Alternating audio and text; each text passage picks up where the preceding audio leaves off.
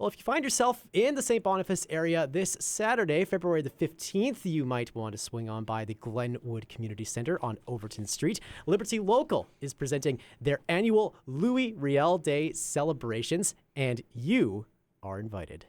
Mitch Hupe is one of the organizers of the event and joins us live in the Classic 107 studios to tell us more. Good morning, Mitch. Good morning. Thanks for inviting me. Thanks so much for being here. I mean, maybe we can start, for those who don't know, what is Liberty Local?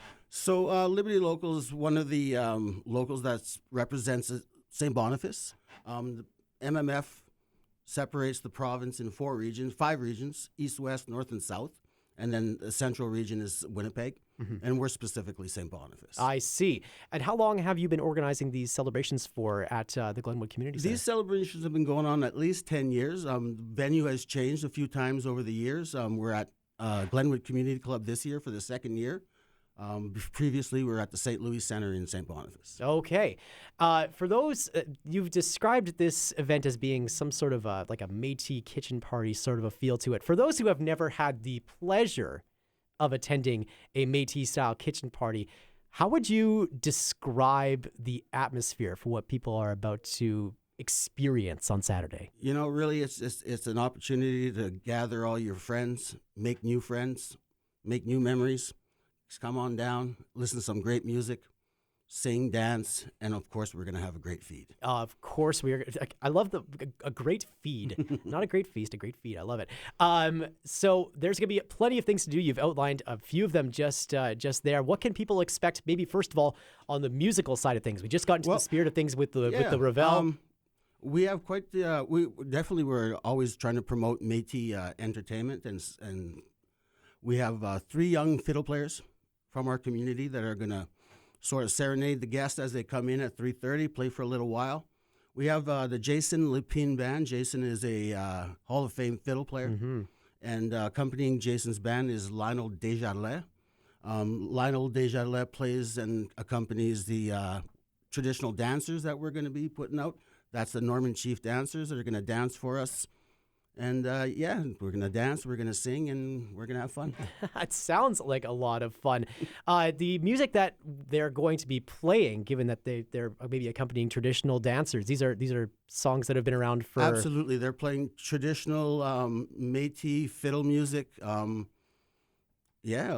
playing, the Métis history in the fiddle music is so long. You know, you have Jason, who's a Hall of Famer right now. You have... Andy Desjardins way back. And so just kind of keep that tradition alive. Absolutely. You mentioned the great feed as well. No kitchen party complete without a great feed. What sorts of food can people expect to try? Let me tell you what we're going to feed them. We're going to give people, we're going to serve them la galette, la soupe aux pois, tourtière, and the ragout de bœuf. I'll say that again a little slower. There's going to be bannock, pea soup, meat pie, and beef stew. Awesome. Anytime you get a good authentic galette. Exactly. That is the thing. I learned how to make my own galette a couple of years ago, and it was, first of all, it was actually a little bit easier than I thought it was going to be, but also endlessly delicious. For sure. Simple and practical, We're also going to be serving a dessert that's kind of new to me. Decadent French dessert. I'm not going to translate it, but it's called pâte de sœur. I'll show you the translation if you want to say it. Okay, pâte de sœur. Feel free. There you go. Those are some. That's language for the After Dark special. And let's just say that the church had a big role in the French community and the Métis Federation when they were starting off, and so that's sort of, I think, a little tongue-in-cheek thing on that. Absolutely. You know what? I'm just going to go and say it. The translation is nuns farts. That's what it is. We're just going to lean full on into this thing. This seems like a really joy-filled sort of event that will be taking place on Saturday. You mentioned that's been around for a decade. How has the event maybe changed over the years, or has it? You know what? It's changed, I would say, as in we're really working hard to promote the young ones coming up.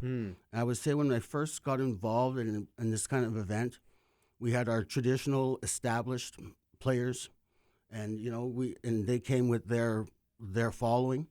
And lately, we've been really trying to promote the youth. So we have our 3 young fiddle players. Unfortunately, this year we missed out on our young dancers from the Canoe Métis Council, who are very fortunate to be going up to Le Pas and dancing at the Trappers Festival. But we're always trying to promote what's coming next and not just sit on our laurels and depend on what we have. Yeah, it's interesting when you're talking that the balance between the up-and-comers versus the incredible traditions of the Red River Métis here in this province. And you know, it's a safe place for the young kids to learn. You know, they're going to be surrounded by their elders. Our event, people come in generations, right? Parents come with their kids and their grandkids. So the kids get a chance to perform, and yet it's in a safe environment. They get to see maybe what's coming down the road when they get to see someone like Jason playing. So it's it's all about, you know, who's coming next. Right. In addition to the dialogue that happens between that next generation of Métis artists and the Métis traditions that have stretched back for over 100 years in this province, there's also a dialogue that would happen between perhaps people who are new to Métis culture versus people who have been steeped in that culture. What is that experience like in your experience for people who are maybe not Métis themselves but come to check out these celebrations? You know what? I'll say that it's such a welcoming event. It's an all-inclusive event. I want to really emphasize that. Yeah. Everyone is welcome. And you know, when you're at ease and you're let your guard down and you're having fun, you're learning without even realizing you're learning, and you're sort of absorbing the traditions that you're exposed to. At the same time, you never feel unwelcome. Yeah. So even if you're not from our culture and your feet feel like dance, and get up there and dance. Couldn't have said it better myself. I understand people can contact a few people for tickets as well. We have a few numbers. I'm just going to give my number out. I didn't really check with the other guys if that's okay. But it is on a poster, so I guess it would be okay. You can get a hold of me at 204-668-6771. Tickets are going fast. The citizens of Liberty Local have done a great job at getting the news out there. So it looks like we're going to have a good crowd. But if you want to come, don't hesitate. Give me a call. Even if you decide on Saturday morning you want to come, you can walk up. If we can get you in, we absolutely will. Well, then we will put that number up on our website as well, thismorningclassic107.com and the Classic 107 app. So look out for that as we go through the morning. This sounds like such a fun event, Mitch, and thank you so much for joining us in the Classic 107 studios to tell us more. Thanks so much, 107, for giving us a chance to share this with our community.